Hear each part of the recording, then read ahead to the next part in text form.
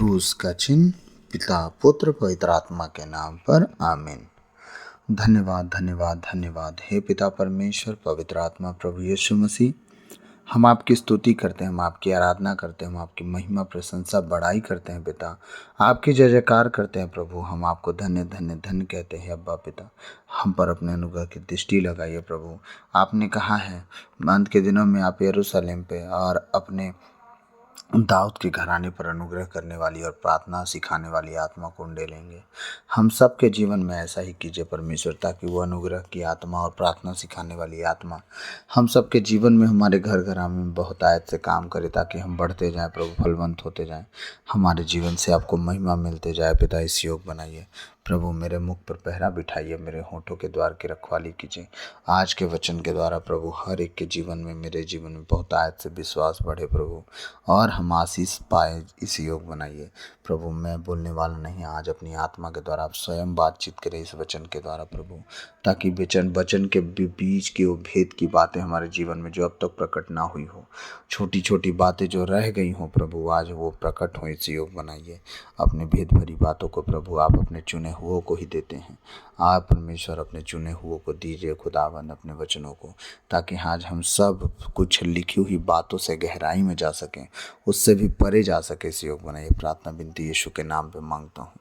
जितने आज सुनने वाले हैं सब पर परमेश्वर तेरी दया, तेरी कृपा, तेरे अनुग्रह की दृष्टि और तेरी आत्मा की वो ब्लेसिंग परमेश्वर उतरे और बहुत आयत से वो आशीष का कारण बने। इस योग बनाइए हर एक बात को आपके चरणों में रखते हुए यह प्रार्थना विनती यीशु के नाम पर अब्बा पिता आपसे हम मांगते हैं, सुनिए और दया से ग्रहण कीजिए।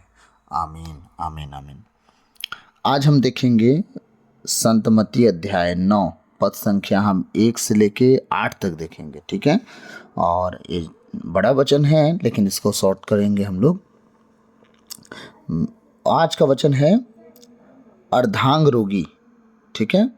पेज नंबर 13 मिल जाएगा, नया विधान में लिखा है बात। अध्याय 9 मत्ती, संत मत्ती अध्याय 9 पद संख्या 1 से लेके 8 तक वचन है। ईसा नाव पर बैठ गए और समुद्र पार कर अपने नगर आए। कहाँ आए ये बात नहीं भूलिएगा, क्योंकि आगे जब हम 9 से आगे कल परसों जाएंगे, जब भी जाएंगे तो ये बात हमें स्मरण रखना है कि वो अपने नगर में गए हैं। इसको ध्यान में रखिएगा, इस बात को नोट करके रखिएगा। ईसा नाव पर बैठ गए और समुद्र पार कर अपने नगर आए। उस समय कुछ लोग खाट पर पड़े हुए एक अर्धांग रोगी को उसके पास ले आए। एक व्यक्ति था जिसको लकवा लगा था, वो खाट पे पड़ा रहता था, तो बहुत सारे लोग मिलके क्या किए, उसे उठा के ले आए। कुछ लोग ले आए, ठीक है। उनका विश्वास देखकर ईसा ने अर्धांग रोगी से कहा, बेटा ढाढ़स रखो, तुम्हारे पाप क्षमा हो गए। अब देखिए, किसी ने पश्चाताप किया, ठीक है। पश्चाताप के कारण उसे लोग मिले खुदा के पास ले जाने के लिए। वो तो आ भी नहीं सकता था, बिस्तर में पड़ा हुआ व्यक्ति था, ठीक है। जब वो उसे टांग टूंग के ले भी आए तो परमेश्वर उनका विश्वास देखा और क्या कहा, बिल्कुल ये इस योग्य हैं कि इन्हें आशीष मिले, ये खाली हाथ यहाँ से ना आ जाएं। इन्होंने अपने गुनाहों को मान लिया है और आज मेरे साथ पास आए हैं तो सिर्फ ये सोच के कि मैं खुदा का हूँ और कुछ करूँगा, तो चलो मैं इनके लिए कुछ करता हूँ। तो उन्होंने क्या कहा, बेटे ढाढ़स रखो, तुम्हारे पाप क्षमा हो गए हैं। लेकिन ये बात कुछ लोगों को हजम नहीं हुई, ठीक है। बहुत सारे लोग थे जिनको हजम नहीं हुई, उन्हें पसंद नहीं आई। क्या पसंद नहीं आई, देखिए, कुछ शास्त्रियों ने मन में सोचा यह ईश निंदा करता है। क्या कर रहा है, ये ईश्वर की निंदा कर रहा है, ये सही बात नहीं कर रहा है, क्योंकि पाप क्षमा मात्र और मात्र सिर्फ और सिर्फ किसको है करने का अधिकार, पिता परमेश्वर को, ठीक। ये शास्त्री और फरीसियों का सोच था कि पाप क्षमा करने का अधिकार किसी और को नहीं है, सिर्फ परमेश्वर को है। ये तो परमेश्वर की निंदा कर रहा है, ये गलत बात है, ठीक है।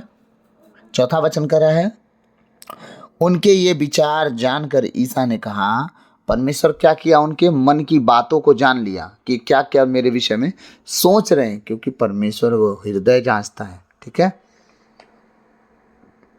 अब वो जान गया वो क्या सोच रहे हैं। जानकर ईसा ने कहा, तुम लोग मन में बुरे विचार क्यों लाते हो। ले, फंस गए वो लोग। अपने मन मन में सारी बात सोच रहे तो भूल गए थे कि खुदा है, खुदा का बेटा है, और ये वही आत्मा का परमेश्वर है जो हम सब के पास फ्री में भेजा गया है। सबके विचारों को जांचने वाला परमेश्वर है। अब भूल कैसे गए? आपके मन अगर खराब होंगे, अशुद्ध होंगे, तो याद रखिएगा, जिस तरह शास्त्री फरीसी को विषय में परमेश्वर बोल रहे हैं कि तुम अपने मन में बुरे विचार क्यों लाते हो, परमेश्वर एक एक जन की आत्मा के विषय में जानता है, कौन सही विचार रखता है, कौन बुरे विचार रखता है, तो हर एक अपने प्रतिफल को पाएगा। मैं आप सबसे जितने ऑनलाइन हैं, ये उस समय के शास्त्री फरीसियों की बात नहीं हो रही। अभी भी आप जान लो कि अगर आप मन में बुरे विचार रखते हो, किसी के प्रति गुस्सा रखते हो, जलन, ईर्ष्या, क्रोध, व्यभिचार कुछ भी रखते हो, याद रखना खुदाबंद सब कुछ देख रहा है, आपको हर पल देख रहा है, आपको हर पल सुन रहा है, आपको हर समय समझ रहा है। याद रखिएगा, उसको धोखा आप नहीं दे पाओगे। हालेलुया। उनके ये विचार जानकर ईसा ने कहा, तुम लोग मन में बुरे विचार क्यों लाते हो? हाँ, आप अपने पड़ोसी से गुस्सा करिए, मन में आपके बुरे बुरे बात ख्याल उठे, ऐसे कर दूँ वैसे कर दूँ, ये सारी बातें परमेश्वर सुना और देख रहा है। याद रखिएगा। अब परमेश्वर का वचन क्या कह रहा है? अब वो आसान बना रहा है सारी बातों को। क्या कह रहा है? अधिक सहज क्या है, यह कहना तुम्हारे पाप क्षमा हो गए। परमेश्वर पूछ रहे हैं अधिक सहज क्या बात है? यह कहना कि तुम्हारे पाप क्षमा हो गए हैं, ठीक है, अथवा यह कहना उठो और चलो फिरो। क्या कहना सही है? सहज क्या है? उठो और चलो फिरो कि पाप क्षमा। उसने क्या कहा? ये सारी बातें समझिएगा। प्रभु का धन्यवाद, मुझे अभी भेद की बातें बता रहे हैं। प्रभु चाहते हैं कि सबसे पहले हम चंगाई पाएं, सबसे पहले हम छुटकारा पाएं, सबसे पहले हम जीवन में वो परिस्थितियों को बदलता हुआ देखें जिसके लिए हम परेशान हैं। उससे पहले हमारा प्रभु चाहता है कि हम पापों की क्षमा पाएं। पापों की जब क्षमा पा जाएंगे ना, बहुत इजी हो जाएगी लाइफ। ये परमेश्वर का कहना था कि सबसे सहज क्या है कि तुम्हारे पाप क्षमा हो गए। हाँ, सबसे अधिक सहज क्या है कि तुम्हारे पाप क्षमा हो गए, या और कुछ? ये हमारे परमेश्वर का कहना था कि उठो फिरो चलो। ना ना ना, पहले पाप क्षमा जरूरी है, फिर उठो फिरो घूमो फिरो चलो अलग बात है। लेकिन आप याद रखना, आपके जीवन में कहीं आप फंस रहे हो, कहीं अटक रहे हो, सबसे पहले पापों की माफ़ी मांग लीजिए। खुदावंद आपको उठाएगा, ऊंचा करेगा, और इसके बाद आप कहिए खुदावंद मेरी कमियों से मुझे बचा। हालेलुया। और बचाएगा। प्रभु क्या कह रहा है? तुम्हारे पाप क्षमा हो गए हैं, अथवा यह कहना उठो और चलो फिरो, किंतु इसलिए कि तुम लोग यह जान लो कि मानव पुत्र को पृथ्वी पर पाप क्षमा करने का अधिकार मिला है। अब यीशु मसीह क्या कह रहे हैं शास्त्री फरीसियों को? कि तुम लोग जान लो, समझ लो, जो करना है कर लो, लेकिन एक बात का ख्याल रखना, मानव पुत्र को पृथ्वी पर पाप क्षमा करने का भी अधिकार मिला है। और उसका प्रमाण यीशु मसीह उसी टाइम देते हैं। सबके देखते कैसे बता रहा हूँ, आगे देखते हैं। किंतु इसलिए कि तुम लोग यह जान लो कि मानव पुत्र को पृथ्वी पर पाप क्षमा करने का अधिकार मिला है, तब वे अर्धांग रोगी से बोले उठो। अब देखिए, वो पाप क्षमा का अधिकार जो है ना, अब शास्त्री फरीसियों को मुंह पे मार के दिखा रहे हैं। अब देखो कैसे, क्या बोल रहे हैं वो? तब वे अर्धांग रोगी से बोले उठो और अपनी खाट उठाकर घर जाओ। ले, कहानी खत्म। अभी तो बोलने वाले थे उठो चलो फिरो। अब शास्त्री फरीसी का कहना था कि विश्राम दिन के दिन कोई भी काम नहीं करेगा, कोई खटिया नहीं उठाएगा, कुछ नहीं करेगा। यीशु मसीह का दिमाग हो गया उन लोग पे खराब। यीशु मसीह ने क्या कहा? उनके मन विचारों को जांच के सहज क्या है, ये कहना तुम्हारे पाप क्षमा हो गए, या ये कहना उठो चलो फिरो? जब उनके विचार प्रकट हुए, यीशु मसीह ने कहा अब तुम परमेश्वर की महिमा को तुम्हें दिखाता हूँ मैं, कि मैं अपने से नहीं आया हूँ, खुदा ने मुझे भेजा है। ठीक है। उन्होंने सीधे कहा उठो और अपनी खाट उठाकर घर जाओ। सीधे यीशु मसीह ने क्या कहा? अपना खाट उठाओ और रेंगते हुए घर चले जाओ। बात खत्म। इनको जो बोलना है बोलने दो, अब इनके समझ में नहीं आने वाला, क्योंकि जब ये तुम कर दोगे और जो मैं कह रहा हूँ हो गया, उस टाइम क्या होगा? उस टाइम ये होगा। क्या होगा? पढ़ते हैं। और वह उठकर अपने घर चला गया। क्या हुआ? अर्धांग रोगी उठा भी, अपना खाट उठाया भी और लेके चला गया। 8वां वचन क्या कह रहा है? बहुत इंपॉर्टेंट बात है, ध्यान से सुनिएगा। यह देखकर लोगों पर भय छा गया है। सब डर गए। यीशु मसीह के बोलने से पहले सब नॉर्मल था, लेकिन जब उन्होंने कहा, वो जब पहली बार वो बोले तेरे पाप क्षमा हो गए, ठीक, तो लोग टोक दिए। वो व्यक्ति पड़ा ही था बिस्तर में, है ना। कि सहज क्या है, मैं ये बोलूँ कि तेरे पाप क्षमा हो गए, सहज ये है कि मैं ये बोलूँ कि चल उठ फिर, है ना, उठ और चल फिर। लेकिन ये सब बातें खत्म हो गई, जवाब दे लिए यीशु मसीह। शास्त्री फरीसियों के मन की बातों को जांच लिए, उन्हें जब जवाब ले लिए, सीधे उनको देखते देखते क्या किए, परमेश्वर का भय प्रकट करने के लिए एक चीज़ बोले, उठ अपना खाट उठा घर जा। ए ले, इतना दिन से बिस्तर में पड़ा हुआ व्यक्ति उठ भी रहा है, अपना खाट भी लिया और चल दिया। नहीं तो आप सब जानते होंगे कि 20 दिन अगर ज़मीन पे आप पाँव ना रखें तो लगभग आपके पैर ज़मीन पे टिकेंगे नहीं। इसलिए डॉक्टर कितना भी कोई बीमार रहे पैर पर चलने का सलाह देते हैं। इन बातों का ख्याल रखिएगा। और सोचिए, लकवा सो कितने दिन से पड़ा था, अपना शरीर तो उठा नहीं पाता, वो खाट सहित लेके घर चला गया। सोचिए, परमेश्वर छोटी सी आशीष छोटा सा बल नहीं देते हैं, वो बड़ी आशीष बड़े बल के साथ भयंकर रीति से देते, ताकि आप गवाही देते भी सोचो कि हम क्या गवाही दे रहे हैं। हालेलुया। ये है हमारे परमेश्वर। उन्होंने कहा उठ, अपनी खाट उठा और चल, घर निकल, ठीक। यह देखकर लोगों पर भय छा गया और उन्होंने ईश्वर की स्तुति की। क्या हो गया, इतने बड़े चिन्ह को देख के उन लोगों ने क्या किया, डर के मारे परमेश्वर की स्तुति कर रहे हैं। ये नहीं कि परमेश्वर की स्तुति करें, आज कलीसिया परमेश्वर की स्तुति अपने दिल से खोल के नहीं कर रही है, किसी के जीवन में चमत्कार देख के कर रही है, किसी के जीवन में चिन्ह देख के कर रही है, किसी की गवाही देख के कर रही है, किसी से दुआ करवाने के लिए दुआ कर रही है कि हमारे लिए फलाना व्यक्ति दुआ कर देता। अपने जीवन में किस किस परिस्थितियों को लेके देख रही है और दुआ कर रही है, डर रही है। हाँ, और ये लोग क्या कर रहे हैं, देखिए इन लोग क्या कर रहे हैं, यह देखकर लोगों पर भय छा गया और उन्होंने ईश्वर की स्तुति की। डर के मारे अब स्तुति हो रहा है, क्योंकि यीशु मसीह किसी का नाम लेते थे तो सिर्फ पिता का नाम लेते थे। अब्राहम, इसहाक, इजराइल के परमेश्वर की बात करते थे। सब लोगों के अंदर डर छा गया कि ये तो बड़ी खतरनाक बात हो गई हमारे साथ। यह देखकर लोगों पर भय छा गया और उन्होंने ईश्वर की स्तुति की। क्योंकि पता है, देखिए आगे, जिसने मनुष्यों को ऐसा अधिकार प्रदान किया था। आमीन। प्रभु का वचन क्या कह रहा है कि वो लोग क्यों परमेश्वर की स्तुति करने लगे, वो इसलिए स्तुति करने लगे डर के मारे कि परमेश्वर ने मनुष्यों को इतना भयानक सामर्थ्य अधिकार दे दिया है कि भैया पड़े हुए लकवा पेशेंटों को बोल रहा है उठो, अपनी खटिया लो, घर जाओ। जिसका पैर भी जमीन पे ना टिकने पाए, वो खटिया उठा के घर जा रहा है, वो भी पैदल चल के।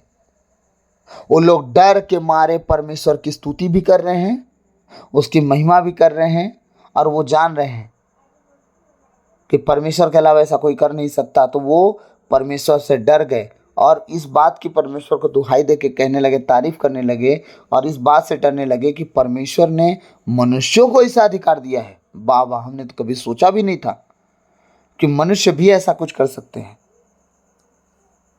इसलिए वो ज़्यादा डरे। उनका डरने का ये कारण था कि परमेश्वर मनुष्यों के द्वारा, क्योंकि यीशु मसीह को परमेश्वर के बेटे के रूप में नहीं पहचान रहे थे, वो इंसान के रूप में पहचान रहे थे। तब लास्ट वचन आप पढ़िएगा, वहाँ क्या लिखा है, उन्होंने ये अचंभा किया कि मनुष्य के द्वारा परमेश्वर अपने इतने बड़े बड़े चिन्ह चमत्कार कर रहे हैं। ठीक है, इस वजह से वो लोग ज़्यादा डरे हुए थे और उनका दिमाग काम नहीं कर रहा था। क्यों? क्योंकि उनके हिसाब से तो सब लोग कौन है, इंसान है। क्या लिखा है वचन लास्ट वाला, जिसने हाँ क्या है, यह देखकर लोगों पर बड़ा भय छा गया और उन्होंने ईश्वर की स्तुति की, जिसने मनुष्यों को, जिसने मनुष्यों को ऐसा अधिकार प्रदान किया है। वो डर के मारे परमेश्वर की स्तुति कर रहे हैं कि मनुष्यों को इतना बड़ा सामर्थ्य परमेश्वर ने दे दिया, क्योंकि इसके पहले उन्होंने कभी देखा नहीं था ये सामर्थ्य। वो खाली शास्त्री, फरीसी, लाल चोंगा पहनने वाले लोगों को देखते थे, उनके जीवन से ना कोई चिन्ह हुआ, ना चमत्कार हुआ, ना कलीसिया बची, ना कलीसिया रह गई, उनके हाथ में उखड़ के चली गई कहीं और। अब देखिए, ये सारी चीज़ें उनके जीवन में कभी घटा ही नहीं था। जब घटा तब उनके समझ में आया, बाबा परमेश्वर ऐसा भी चाह रहा है, हाँ यीशु मसीह ऐसा भी चाह रहे हैं, ऐसा भी हो। हाँ, अब वो पिता परमेश्वर की इच्छा जान गए कि मनुष्यों को इतना बड़ा अधिकार मिला है, तब उनका भय और बढ़ गया कि एक साधारण सा मनुष्य दुष्ट आत्माओं को, बीमारियों को बस बोलता है, वो निकल जाती हैं और वो अपने अपने काम में लग जाते हैं। तो मेरे प्रभु के प्रियो, मैं आप सबसे एक नम्र निवेदन करूंगा कि आप सबका भी विश्वास यीशु मसीह की तरह हो, ना कि उस कलीसिया की तरह, डरपोकों की तरह कि प्रभु वचन सुनाए पीछे पीछे भागो, जहाँ वचन मिल रहा है पीछे पीछे भागो। वचन पे चलोगे कब? वचन के पीछे तो भागते रहोगे जिंदगी भर आप। वचन के पीछे कब चलोगे? ताकि परमेश्वर अपने सामर्थ्य के काम आपके द्वारा कर सके। जिस तरह उन्होंने अचंबा किया कि परमेश्वर मनुष्यों के द्वारा इतने बड़े बड़े काम कर रहे हैं, तो आज नहीं हो रहा है मनुष्यों के द्वारा बड़े बड़े चिन्ह और चमत्कार? हाँ, जब आप आज देख रहे हैं कि चिन्ह और चमत्कार बड़े बड़े हो रहे हैं, तो आप वो व्यक्ति क्यों नहीं है? अगर कोई और पर्सन चिन्ह और चमत्कार बड़े बड़े काम कर रहा है, तो उसमें से पहला नाम आपका क्यों नहीं है? हाँ, दूसरा होता, तीसरा होता, जितने लोग ऑनलाइन हैं उनमें से आप लोग का नाम क्यों नहीं है? कि आप अच्छे आराधक हो, अच्छे प्रार्थना करने वाले हो, अच्छे गीतों को गाने वाले हो, अच्छे फायर प्रेयर करवाने वाले हो, अच्छे वचन सुनाने वाले हो। अगर हो तो सामने आओ, नहीं हो तो क्यों नहीं हो? क्योंकि हमारा परमेश्वर तो सबको याजकों का घर बना दिया है। हाँ, तो समझिएगा, अपना विश्वास इतना मजबूत कीजिए कि खुदा आपके द्वारा पहाड़ हिला दे। आमीन। तो प्रभु आज के इन वचनों के द्वारा हम सबको बहुतायत से आशीष दे। आमीन। सबों को गॉड जय यीशु, गॉड ब्लेस यू। प्रभु बहुतायत से आशीष दे, आप बचे, आपका घराना बचाया जाए। प्रभु इस संदेश के द्वारा हम सब का विश्वास इतना मजबूत करे कि हम सब अपने जीवन के हर एक पहाड़ों को झुका दें, हर एक उठकटारे रास्तों को समतल कर दें, हर एक उबड़ खाबड़ रास्तों को प्लेन कर दें, अपने प्रभु की ओर, हम अपने लक्ष्य की ओर दौड़ते जाएं। आमीन। God bless you. प्रभु सबको बहुतायत से आशीष दे। जय यीशु।